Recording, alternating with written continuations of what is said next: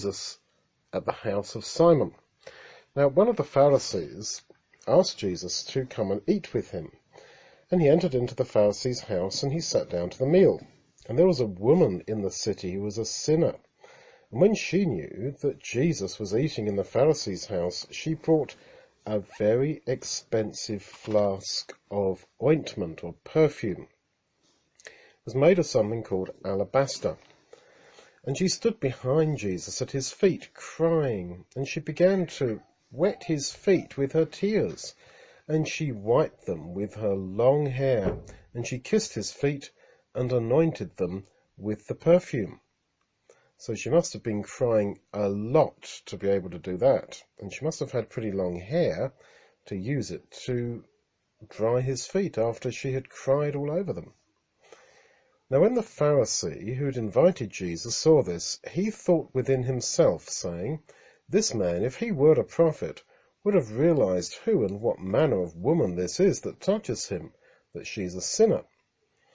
Now, the Bible has so much to say about what we say inside ourselves.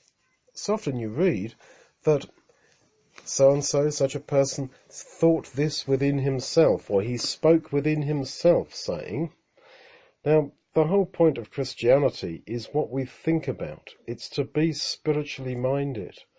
It's who you are when no one's looking. It's what you really think about in your heart. That is what it is to have the Spirit of Jesus and to be a Christian. Well, in those days, the Jews, or the Pharisees, the religious Jews, they thought that a woman should never touch a man who was a religious teacher, and that if you touched someone who was a sinner, then you got made some sort of guilty and dirty by them. So you kept well away from sinners, you didn't eat with them, and you certainly didn't let them touch you. And this woman had been crying all over Jesus and holding his feet and drying them with her hair. And so this Pharisee thinks, well, this man Jesus, he doesn't know who this woman is, so he can't be of God. When in fact the very opposite was true, as it often is, that Jesus did know that she was a very bad sinner and that she really was repentant, and that's why he was so happy to be open to her. So Jesus replied to this man, because he knew what the man was thinking inside him. He said, "Simon, I've got something to tell you." And he said, "Teacher, speak on." So Jesus told him a little parable. He said, there was a lender who had two debtors. That is, if you lend something to somebody, then they are your debtor. And to one man he had lent 500 pennies, and to the other one 50. But neither of them could pay. And so he just forgave both of them. "Which of them, therefore, will love him most?" Simon replied and said, "Well, I suppose him to whom he forgave the most, that is, the man who owed 500 pennies.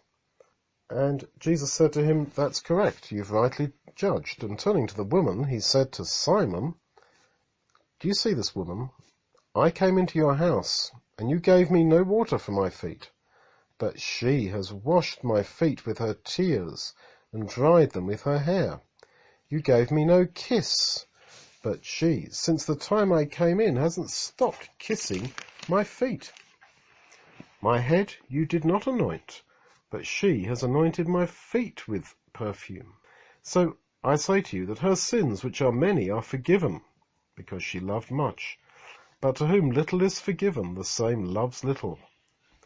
And Jesus said to her, "Your sins are forgiven." And they that sat at food with Jesus began to say within themselves, there you have it again, God notices what people think inside themselves, "Who is this that even forgives sins?" And Jesus said to the woman, "Your faith has saved you. Go into peace." So, if we really want to love God and love Jesus, it comes down to realizing how much we have sinned and how much we've been forgiven. And that also means that we will serve Jesus with humility, which is really important. And so if you really believe that you're forgiven, then you will find this great desire to give everything. Like she gave her valuable ointment, her perfume. She didn't care that she came out publicly in front of everybody as a follower of Jesus. And yet we'll only get to that if first of all we realize that we have sinned, that we haven't just done a couple of, little whoopsies, or, okay, that was a bit of a mistake, that sort of attitude. But if we really recognize that we've sinned and we see the seriousness of sin, then we'll realize the wonder of how much we've been forgiven.